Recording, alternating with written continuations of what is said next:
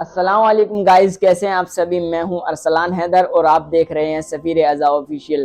آج کی ویڈیو جو میری پہلی فیس کیم ویڈیو ہے بہت ہی امپورٹنٹ، بے حد ہی خاص ہونے والی ہے، کیونکہ آج ہم ایک اہم ٹاپک پر ڈسکشن کریں گے۔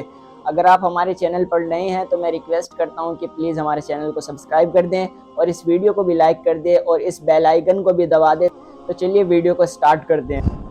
تو گائز، جیسے کہ آپ لوگوں کو معلوم ہے کہ آج کی دنیا بہت ترقی یافتہ ہوتی چلی جا رہی ہے۔ انسان نے سائنس کے فیلڈ میں اتنی ترقی کر لی ہے کہ اب اسے کہیں اور جانے کی ضرورت نہیں۔ وہ بڑی بڑی مشینری کو کمپیوٹر کے ذریعے اپنی انگلیوں کے اشارے پر چلاتے ہیں۔ کچھ نئی تھیوری سامنے آ رہی ہیں اور کچھ پرانی تھیوریز ہیں جو پرانے سائنٹسٹ جیسے آئزیک نیوٹن، البرٹ آئنسٹائن اور رادرفورڈ اور بہت سارے سائنٹسٹ ہیں جنہوں نے پرانی تھیوریز دی تھی اور ان پر ابھی بھی کام چل رہا ہے، اور ان تھیوریز کی وجہ سے انسانی ضرورت جو ہے وہ آسان ہوتی چلی جا رہی ہے۔ تو چلیے چلتے ہیں ہمارے پانچ امام محمد باقر علیہ السلام کے زمانے میں، جو امام حسین علیہ السلام کے گرینڈ سن بھی ہیں۔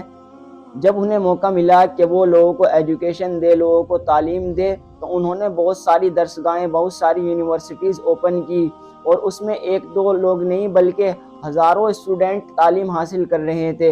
اور ایسا نہیں کہ صرف علم دین کے لیے بچے تعلیم لے رہے تھے، بلکہ اس میں ہر طریقے کا علم تھا۔ اب چاہے علم فزکس ہو، علم کیمسٹری ہو، بایولوجی کا علم ہو، یا پھر علم ریاضی جسے ہم علم میتھمیٹکس بھی کہتے ہیں۔ ایک مرتبہ کیا ہوا، امام محمد باقر فزکس کی کلاس لے رہے تھے، پرانے سائنٹسٹ کی تھیوریز بتا رہے تھے، تو انہوں نے ایک تھیوری ان کے سامنے آئی کہ ایرسٹوٹل یہ کہتا ہے۔ ایرسٹوٹل ایک بہت پرانا سائنٹسٹ ہے جو تقریباً 320 BC کے درمیان، جو 320 BC میں جس کا جنم ہوا تھا، وہ بہت پرانا سائنٹسٹ ہے، بہت پرانا فلسفر ہے۔ اس نے ایک تھیوری دی تھی کہ یہ جو دنیا بنی ہے نا، وہ 4 عناصر سے مل کر بنی ہے، 4 چیزوں سے مل کر بنی ہے۔ اس میں پہلی چیز ہے پانی، دوسری چیز ہے مٹی، تیسری چیز ہے ہوا اور چوتھی چیز ہے آگ۔ ان 4 چیزوں سے مل کر یہ پورا سنسار بنا ہے، اور ان 4 چیزوں کو کسی نے نہیں بنایا، یعنی کہ یہ 4 چیزیں کسی سے مل کر نہیں بنی۔ ایک 12 سال کا بچہ یعنی کہ امام جعفر صادق علیہ السلام اسی کلاس میں، اسی درس میں موجود تھے۔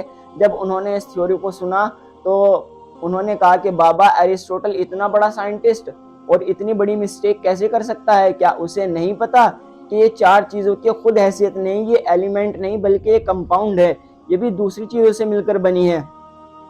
اب تب انسان نے ان کی باتوں پر زیادہ دھیان نہیں دیا۔ جو لوگ تھے انہوں نے کہا کہ چلو ہو سکتا ہے، لیکن زیادہ دھیان نہیں دیا، کیونکہ ایرسٹوٹل بہت بڑا سائنٹسٹ، تقریباً یہ واقعہ 720 عیسوی کا ہے، اور وہ 1000 سال پہلے پیدا ہوا تھا ایرسٹوٹل، اور جب سے ہی اس کی تھیوریز چل رہی ہیں، تو کسی نے امام کی بات پر زیادہ خاص دھیان نہیں دیا۔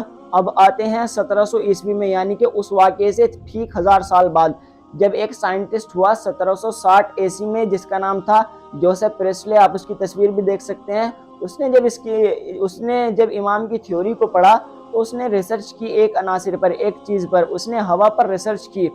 جب اس نے ریسرچ کی تو اس نے ایک ایکسپیریمنٹ کیا۔ اس نے ایک کنٹینر لیا گلاس کا اور اس میں موم بتی کو رکھا۔ اس نے دیکھا کہ کچھ دیر تک تو موم بتی جل رہی ہے، لیکن بعد میں بند ہو گئی۔ حالانکہ ہوا کنٹینر کے اندر موجود تھی، لیکن ایک ایسی چیز نہیں تھی جس کی وجہ سے موم بتی جل رہی تھی۔ اب جب بعد میں اس نے بہت سارے ایکسپیریمنٹس کیے، بہت ساری تدبیریں کی، تو اسے پتا چلا کہ ہوا اکیلا عناصر نہیں بلکہ اس کے اندر بہت ساری گیسز ہیں، اور وہ جو موم بتی کو جلنے سے روک رہی تھی، جو موم بتی جو اس کنٹینر کے اندر گیس ختم ہو گئی تھی، اس کا نام آکسیجن ہے۔ تو ایسے آکسیجن کی کھوج ہوئی جو ہوا کے اندر ہمیں ملی ہے۔ اب بات آ گئی ایک عناصر کی، اب دوسرے عناصر یعنی کہ دوسری چیز پر چلتے ہیں۔ اب پانی جو ہے وہ بھی ایک ایلیمنٹ نہیں بلکہ وہ بھی کمپاؤنڈ ہے، 2 ایلیمنٹ کا مکسچر ہے۔ اس میں پہلا ہے ہائیڈروجن اور دوسرا ہے آکسیجن۔ اب آکسیجن کی تو کھوج ہو گئی تھی، اب ٹرن تھا ہائیڈروجن کا۔